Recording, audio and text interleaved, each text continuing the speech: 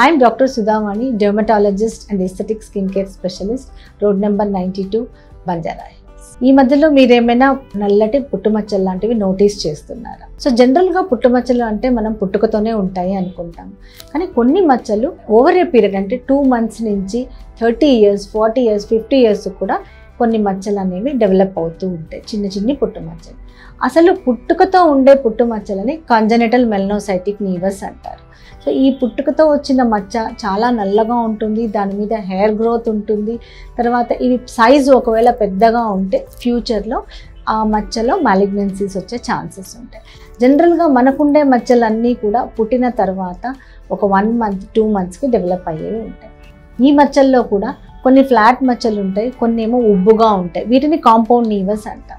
కొంతమందికి ఫేస్ మీదనే ఒక 100 మచ్చలు వచ్చేస్తూ ఉంటాయి. సో వాళ్ళు చాలా టెన్షన్ పడుతూ ఉంటారు, మాకు ఇన్ని మచ్చలు ఎందుకు వస్తున్నాయి, వీటిని ఎలా ప్రివెంట్ చేయాలి అనేసి. సో వీటిని ప్రివెంట్ చేయడం కొంచెం కష్టమే, బట్ బెస్ట్ పాసిబుల్ వే ఏంటి అంటే సన్ స్క్రీన్ ఒకటి అప్లై చేసుకోవాలి డైలీ 2 times per day. ఇలా సన్ స్క్రీన్ అప్లై చేసుకోవడం వల్ల చాలా మటుకు కొత్త మచ్చలు రాకుండా చూడొచ్చు. వచ్చిన మచ్చలు సపోజ్ అవి ఫ్లాట్ మచ్చలు అయితే వీటిని RF టెక్నాలజీతో లేదా క్యూ స్విచ్ లేజర్తో తొలగించవచ్చు.